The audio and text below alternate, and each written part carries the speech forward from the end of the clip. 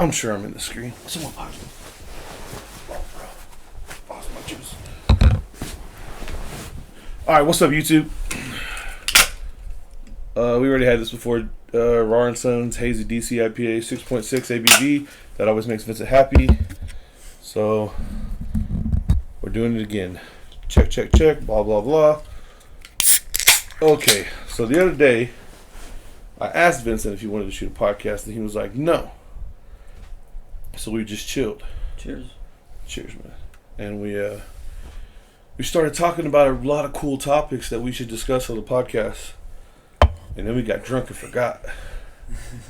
I have no idea what we were talking about. Like, dude, we were talking. When you asked me about it yesterday, I was trying to remember. I couldn't remember. Hardcore, bro. I've been trying to remember since...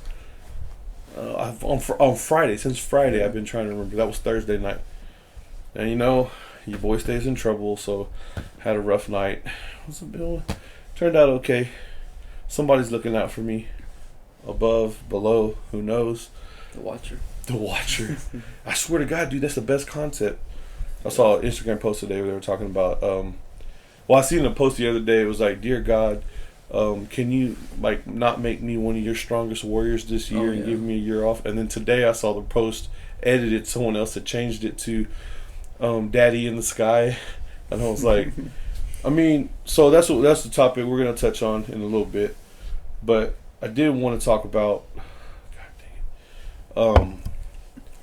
the concept of, we talked about mental health on here before, and I check in with Vincent, and when I do check in, he responds, and we throw ideas back and forth, like make sure we're both good.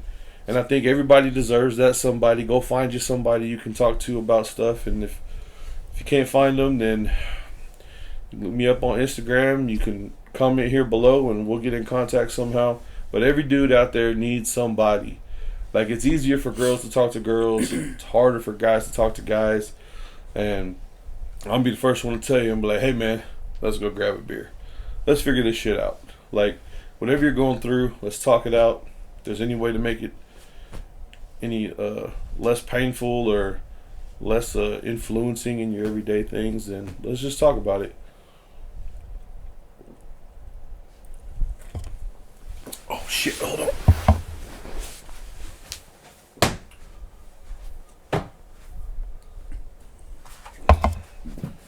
Oh yeah, we're recording. Okay. But yeah.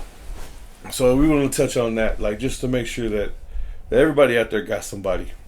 And even if you're a dude and it's a girl, you got a female friend that's just a friend. I don't believe in those, but this is my 2 cents. If he's a chick and there's a dude that says he's your friend, if he ain't gay, he's trying to holler at you for sure. Oh, yeah. Or he was, and it didn't pan out the way he thought it would, and he got friend zoned. That does happen, because some girls just don't see guys in that light. But I digress. All right, man. So let's get into that religion topic. So, man, what church have you been a part of, bro? Well, shit, I've been in church in a long time. Well, it was my previous marriage, shit, but it was just a Christian church. But before that, I mean, what kind of Christian church are you? Baptist, Methodist? I think it was a Baptist. Did they clap hands and have like real music, or was it just like all like piano and shit? No, it was real music. Yeah, they had a guitarist and drums and everything. Damn, I'm trying to remember. I don't think so. Yeah, they did. Yeah. Yeah. Oh yeah, dang. I was non-denominational, as the churches that I used to go to, and a previous. Well, I'm not married again, so just only marriage I was involved in that. I mean, I grew up in that, and then we kind of grew up when we were younger. Our grandparents would take us to that to Bob Nichols Church, Calvary Cathedral in downtown Fort Worth. We used to go there. Oh yeah. Yeah, we used to go hang out up there. That church still open? Nah, man, it got torn down by the tornadoes and stuff. Oh, yeah, that's right. Yeah.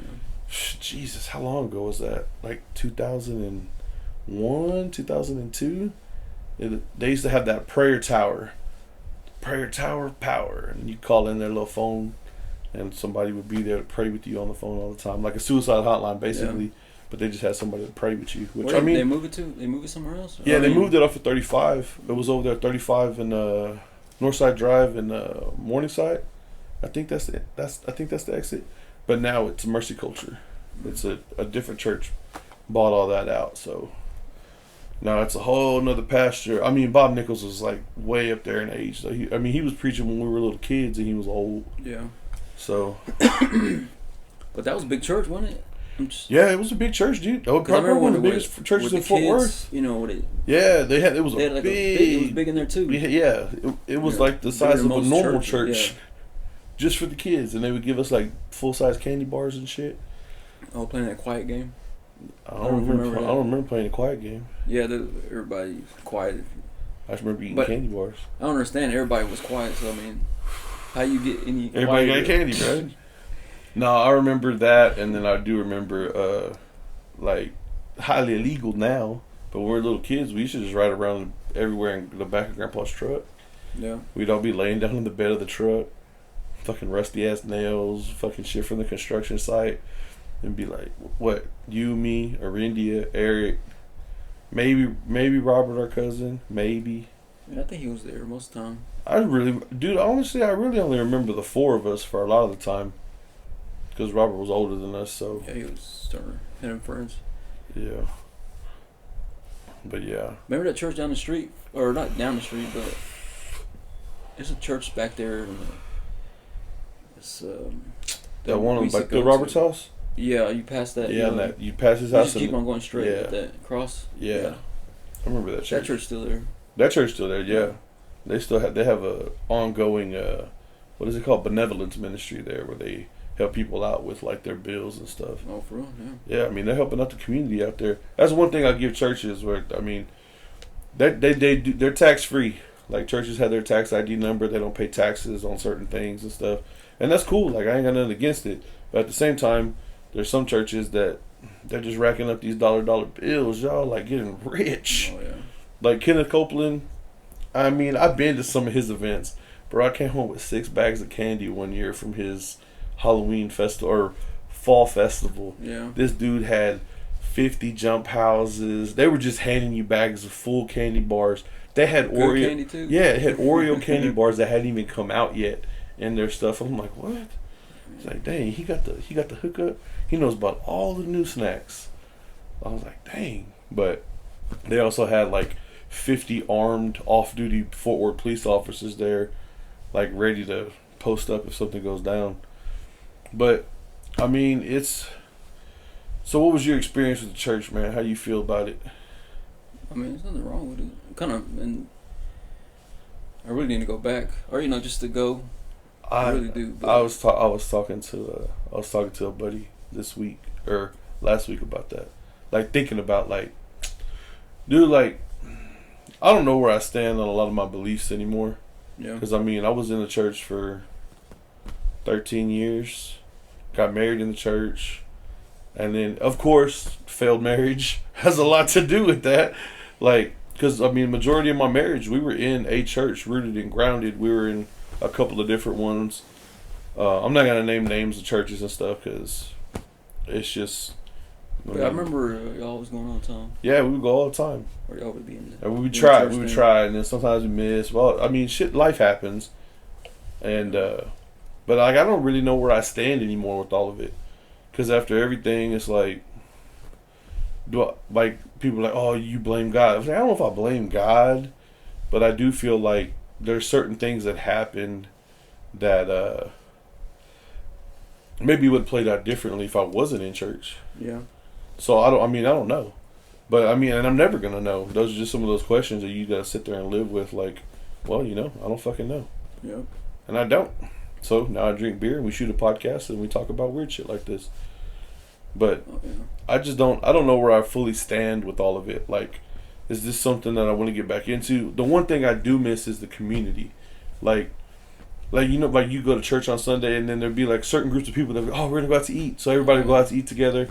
Y'all pack a fucking Mexican restaurant in, or you'd go to whatever restaurant it was that y'all went to. There'd be a gang. There'd be like 10 people at least, a couple of families. Yeah. And y'all show up, and then you had that time to get to know these people.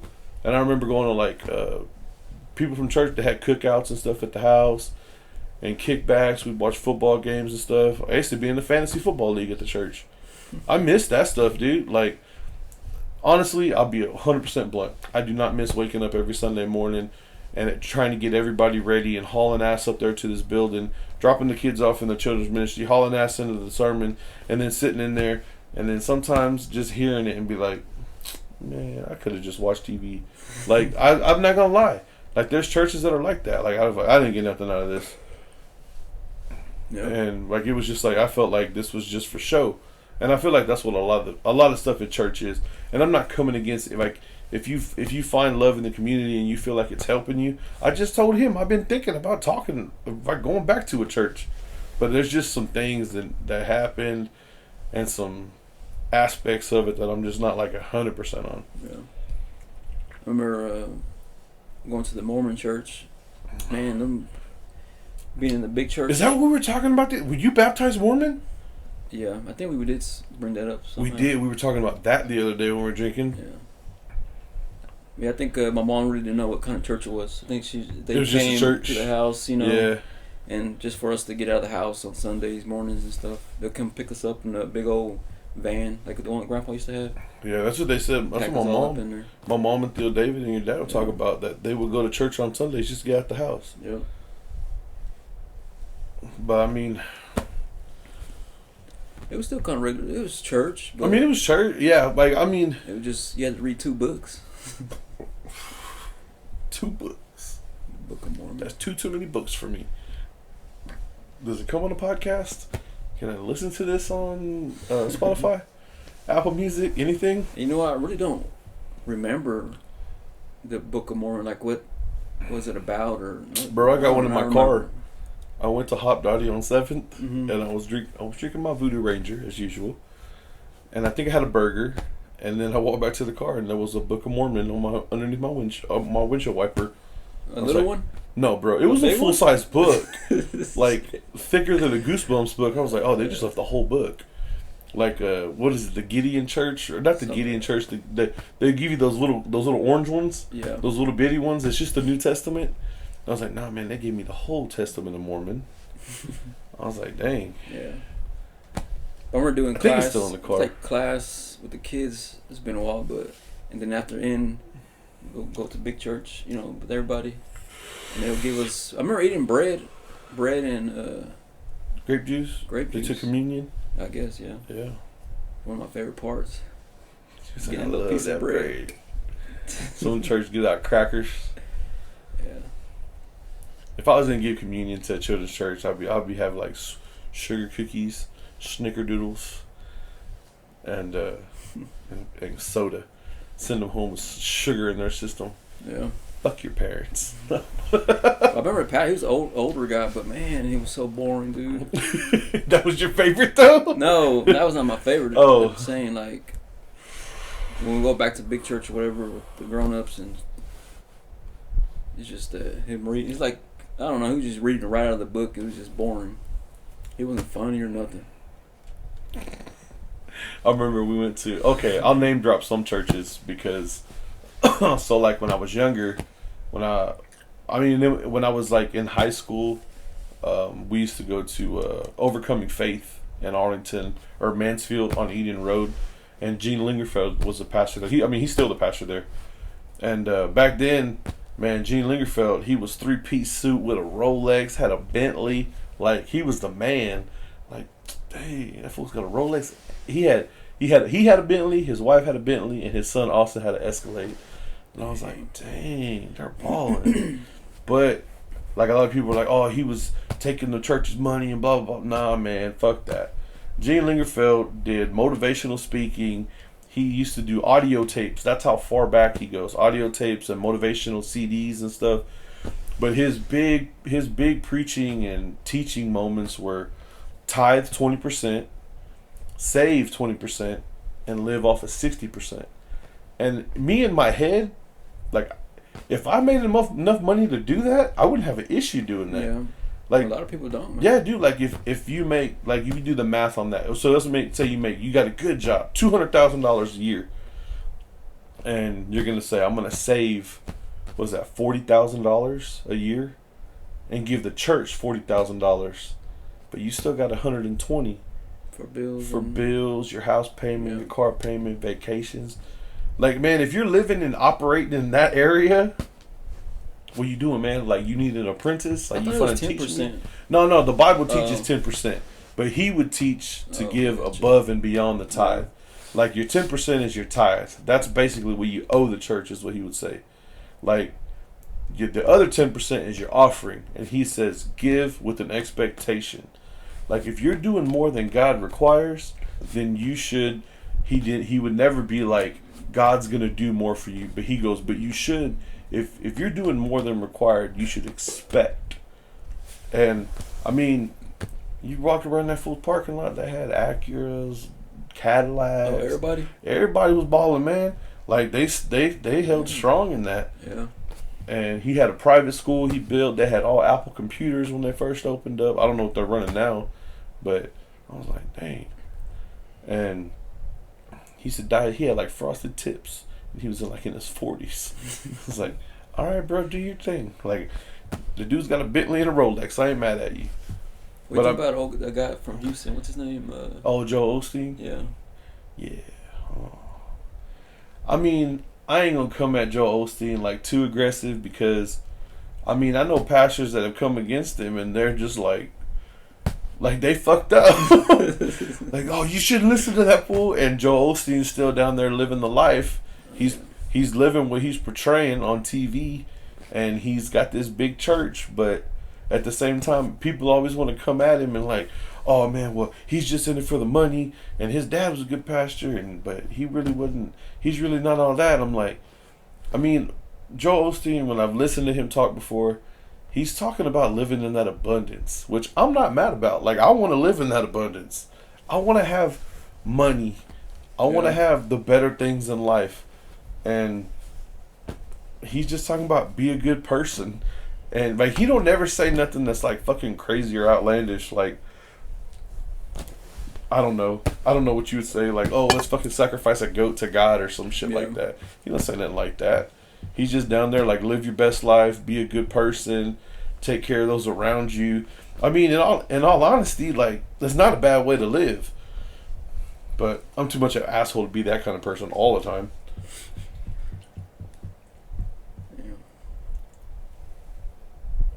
I know Grandma, I think she had him on TV, or, Grandma used to watch the... Yeah, Grandma would get down on Joel Osteen. I remember seeing it, but I just don't remember him talking. I only see, like, clips on him, like, on Facebook or... Oh. Just him... You finished the other beer, right? Yeah. Okay.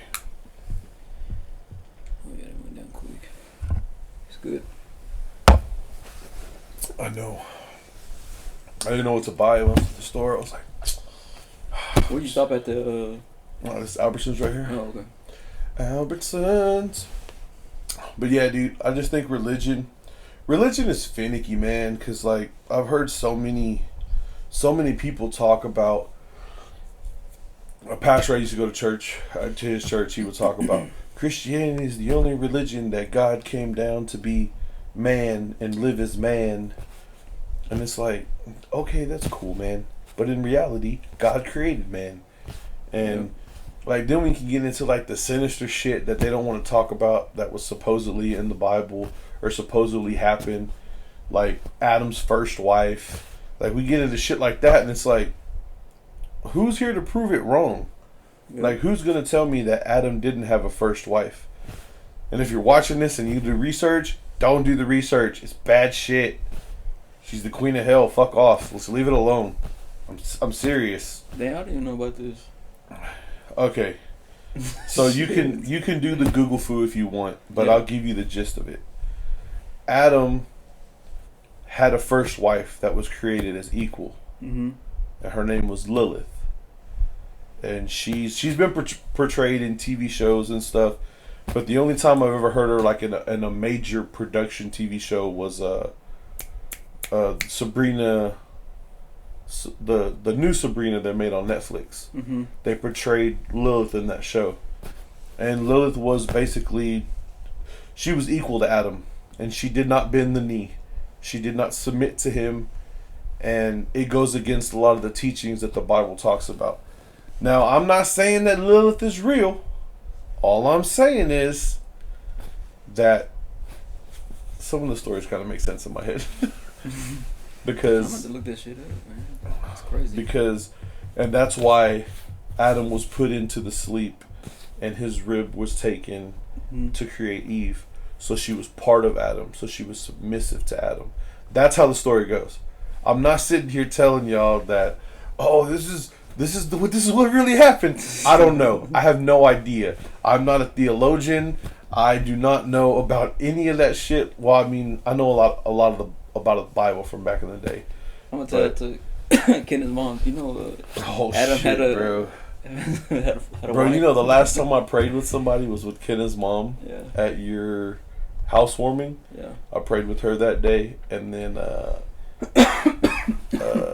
the classes that I was in, at the end of it. Oh yeah, I remember it wasn't Bible sponsored or anything. It was the meetings were held at a church. It wasn't AA, so fuck you. But it was just it was a class that I was taking, and at the end of it, the guy was like, "Hey, if anybody wants prayer, I am a pastor, I am a minister, and I'd love to take the time to pray with you." And I walked up to that dude, and I was like, "Hey, bro, nobody's prayed for me in a while. Let's do this." Yeah. And he was like, "All right." But back to the whole Lilith and Adam and Eve thing and all that. Basically, Lilith was destroyed of, and she's basically the first person that ended up in hell, or that, however you want to describe it in the Christian Bible. But yeah, but I don't know, man. Because I mean, honestly, if you look at a man and a woman, and you know, for all of time, it's always been the fight for equality. Like we're like right now. Like people are like, "Oh, I'm a feminist. I'm fighting for women's rights." And I saw an Instagram reel the other day, and I was like, I'm not trying to say that, oh, there's certain things that men do better than women, but there's certain things men do better than women. And there's a shit ton of things that women do way better than men. And that's just facts. Yeah. And some women are like, well, that's sexist. I'm not being sexist, but I work on cars for a living. I'm a mechanic, and in our shop, we have this many female mechanics. This many. None. We have none. There are women that work in the organization, that work in the building. They do other things, but they're not mechanics. Yeah. And, well, women could do that job too if they wanted to. Keyword, wanted to. Yeah, they could do the job if they wanted to, but it doesn't seem like that many women want to be mechanics. Yeah. It doesn't really seem like that many women want to be construction workers. And these are jobs that dudes go into. Like, people are like, oh, you're a dirty construction worker, you're a dirty mechanic. Hey, bro, I make pretty decent money. Fucking concrete dudes, I mean, you can make some fucking solid money doing concrete. Yeah. Laying concrete and fucking, if you know what you're doing. Like, a lot, and well, there's not equal pay. Well, I mean, most of us dudes started out at the bottom. I'm a mechanic now, and I make decent money, but I started out at the bottom. I started out at $11 an hour as a general service technician, working 20 hours of overtime a week just to get a decent check. So when you went to that trade school or whatever, yeah, what was your first job you worked at? City Garage. Right over here down the street, like 4 blocks. And it was a shit show, man. Like, I mean, it was oil changes and tires, and that's all it was. And every oil change and tire that came in, they sent me to state inspection school, learned to be a state inspector, and didn't get a raise off of that, just more requirement. Yeah. And we used to work there 7 to 7, 6 days a week most of the time. Get off early one day. I think I had like a 2 o'clock day, so I work 7 to 2 one day a week, but the rest of the week 7 to 7, 7 to 6. And that's bullshit work, bro. Yeah. But But like, I'm never gonna be like the reel I saw the other day when I saw on Instagram. They asked this girl, "So do you believe in women's rights?" She's like, "Yeah." And then they asked her, "So in the United States of America, what rights do women not have that men have?" And she was just like, "Oh, that's a good one." Because women have all the same rights that we do, but I mean, if you want women to be mechanics and you want women to be like highway laborers and shit like that, no, you don't. You don't want that. Mm-hmm. I mean, if there's a woman out there that wants to do it, like, I want to be a mechanic, cool, good for you, go for it. You can find a job. There are female mechanics. Like, I've met them, and they love what they do. But it's not for everybody. Shit, I was a pretty boy, man. I didn't even know I wanted to work on cars and get dirty and shit until I was like 20. What made you decide that? It just Honestly, I worked warehouse, dude, and we were unloading trailers every day. And then they sent me to maintenance, yeah. and they were like, "Hey, man, go work on these conveyors and stuff." And that was one of the first times I had really got my hands dirty. Like, we were replacing sprockets and replacing chains, replacing the rollers, and then just really getting like in the dirtiness of it. And I was like, "Hey, this ain't so bad." And looking for a way out of working warehouse, and then I was like, "Well, I guess I'll go to Lincoln Tech." I don't be telling nobody I go to Lincoln Tech when I'm looking for a job, though. Because fuck Lincoln Tech. But is that place still around? yeah, it's out there in Grand Prairie by Traders Village on the back end. You still there? Damn. That's where Eric went too, right? Yeah, for HVAC. Yeah. Yeah, I think they got machinists now too, where you can like machine heads and stuff. But that's kind of a dead thing. There's not a whole lot of machinists that are doing stuff in automotive anyway. Yeah. But there is still fields where you get into machinist stuff.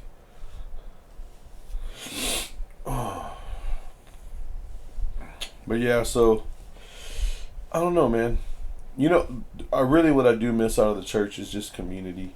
I wish I could find like a good men's group, or like a dude. Have you seen that Shia LaBeouf thing, right? With the dude from The Punisher, that interview. Yeah. Did you watch the whole podcast? No, I didn't watch the whole thing. I saw clips. The whole podcast was good, man. The clips are good, but the whole podcast is good. And he was talking about, like, he's sober now. He's no drugs, no alcohol, no nothing. And he's back with his wife, and they have a daughter. And he's really, like, reshaped his life. And he did some weird shit where he was hanging out with monks for a minute. Mm-hmm. And then he was like, well... he found his purpose in life. He still cusses and shit, but at the same time, he gave up the alcohol and he gave up drugs or whatever, and he just kind of put his life back on track. And he got his dad off of weed. His dad was on weed, but they said his dad was like, the doctor was like, "You're gonna die if you smoke for like another 2 weeks. You're gonna be dead." Yeah. So his dad sobered up and everything, but. Like, it was just a weird, like, it's a weird podcast to listen to. And it was good, though, man. Like, he just, like, reshaped his life. And, but he said the one thing that he got out of it, he said when he went into the AA, he was, like, it's like rich boy AA, like, celebrity AA. Yeah. He said that when he got into it, like, he's got, like, a full crew, a group of guys he hangs out with all the time now. He goes, we do like picnics on the weekends. We'll go to the beach on a Sunday. We'll do a cookout. And it's like, but it's, the thing is, this is one of the things that I long for, is to have like like-minded dudes that are ready to do some shit. Like, cause I know, like, dude, we can grab some beers. And then, like, I know we've, like, with your brother before, we're going to play basketball. Yeah. And I mean, there's shit like that we can do. But I want, like, I don't know, like, I want like a squad, bro. Like, fucking an army. Like, there's like 50 of us, because you think about it, dude, if you had 50 dudes, and you know what, like on a Friday night when it's like, man, we could go to the club and we go get drunk, or we could go to the bar and have like 10 beers apiece, or we'll Uber down there and then we'll Uber back, or one person our designated driver. But wouldn't it be a lot cooler, man, if, like, I don't fucking know, like, we had like a Madden tournament at the house. Like, we had, like, if Let's think. So on Friday night, there's 50 dudes. Let's say 20 dudes are working because their schedule's fucked up. Yeah. So there's still 30 guys. Well, let's say out of those 30 guys, there's 10 people with like an infant or a baby, and they gotta watch the kid because the wife's at work or whatever. So then you got 20 guys. If you got 20 guys, dude, we could go to a gym or a park, and we could run fucking 5-on-5 back and forth games. I mean, that or like kickball or something. Yeah, kickball, baseball. We could go to the driving range and take it over. Like, there's plenty of things we can do. The problem is trying to get that many dudes together that are like-minded. Yeah. Because sometimes you find dudes that they want to be the center of attention. It's like, dude, we're just here to have a good time. We can play basketball. We can play volleyball. Dude, we don't have to play anything at all. We can just hang out in somebody's backyard and make some steaks. And I'm not talking about dudes that don't drink or have a preference. I'm just talking about, can you imagine having, at any given time, 49 dudes in your phone that you could call and be like, hey man, we're going to get together tonight. And so you show up and there's like 6 of y'all there. Out of 50 dudes, 6 people showed up. 5, but including you, 6. I mean, you have a good time with 6 dudes. We get to know these people, and then at the same time turn it around. All right, next weekend, it could be a whole different 6 dudes. Yep. And you're like, oh, well, we're going to go. I know this dude that's going to do a concert. Like my boys, Kai's doing a concert January 6th. If you had 50 dudes, be like, hey, man, tell everybody y'all know. It's just like building a network. And then if somebody needs a job, there's 50 of us, man. Yeah, help each other out. Yeah, if there's somebody in this group that needs a job, hey, we know this place is hiring. Or we got a guy over here, and you let him know who you know, and you got a better shot at getting it. And I mean, it's just like like he talked about building a squad or building a crew. And I'm like, I'm not talking about a gang. I'm just talking about dudes that are like-minded that we can conversate with, and we ain't got to do all this extra bullshit with. Because some guys, they want their name to be labeled on something. Like, I don't want my name on this group of guys. I just want these guys to come out and have a good time. And we don't need a leader. We just need to be like-minded in everything. Look what Leonidas did with 300. We're just trying to have some friends that and there's 50 of us. Could you think about, dude, you and me and 48 other guys from different walks of life. Think about the conversations we could have. Yeah. Think about the stuff we could talk about. Views on religion, views on family, different people they know. Dude, like, there's no clue. I mean, there's no idea how far that could go. And I feel like that's something that's one of the things that from the church life that I was in that I miss. Because like we'd have men's groups and there'd be like 20 of us that would show up. We'd go shoot shotguns or something. And the church before that was a little bit smaller. It'd be about 10 of us. We'd go play basketball or we'd go jogging or some shit on a Saturday morning. Talk about guns. I found my rifle. What was it? That 22 rifle under my bed. Bro, you sorry. And I thought someone stole it off my trunk. But I still got that kit, though. I need to clean it since I My kit? Yeah. Yeah, dude, but I think that's something I want to start looking into. Building a squad, building a group of guys that's not like I don't ever want to have any of those pansy ass guys in a group where it's like, bro, you're being a hoe, you can't make it. Like, and that's why I say 50. If you can get 50 people, and that means guaranteed on one day of the week, like a Sunday afternoon, someone has an idea of, hey man, let's go do this. And then fucking build a schedule. Like, build a schedule for like the next 6 months. Like, hey guys, any suggestions? Let's have some outings together. Like a family outing on a Sunday. Yeah. We take over Trinity Park when there's not like a big thing down there. Bring our families down there. Everybody buys like $20 worth of meat, enough to feed your family. Get another couple guys to buy some drinks and some potato salad and shit. And then we're just down there hanging out, taking over the fucking park. And people are like, hey, who are y'all? Oh, we're just those guys. And it's like, well, what do you mean? What do you mean? We're just those guys that we hang out together. Like, are y'all like a gang? Nah, man, we're not a gang. Some of us drink beer, some of us don't. Some of us like steak, others of us are vegetarians. Like, I just want that intermix, man. I just want it to be like fucking everybody. Like, honestly, dude, I want it to be like a church. I want to start a church minus the religion aspect. Yeah. I'm going to start a church, bro. That's what we're doing. This is what we were talking about the other day. Because I was like, I want to make merch, bro, for the podcast. And I said I wanted to call it the SixPac Church. Oh, yeah. We were talking about this. Oh, man, the beer helped us remember. Or helped me remember. We were talking about something else, though. I don't remember, though. Ever since you said that, but I remember teaching about the SixPac Church. Something else.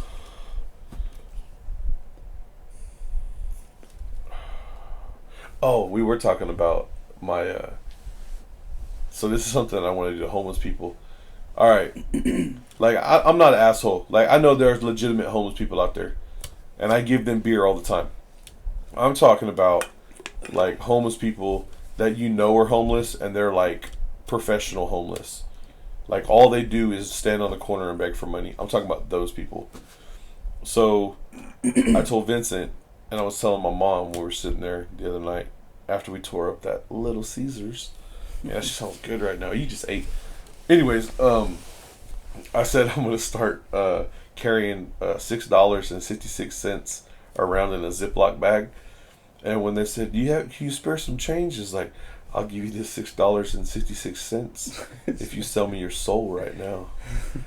And I guarantee you those people would never ask me for money again. Because I would own their soul. But, I mean, it's just a fucking terrible joke, but I actually think it's extremely funny. And you put on the bag with marker, $6.66. $6.66. But I don't know.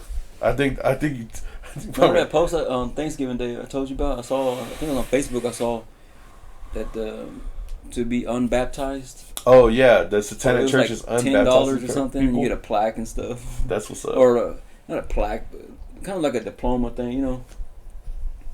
Put your name on it. All right, you're done. I'm done. This was a rolling podcast, and we talked about a real topic for once. And most of the podcast was about religion.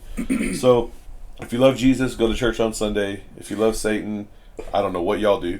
But also, we're starting a church at some point. That's what I got out of this. So talk shit in the comments.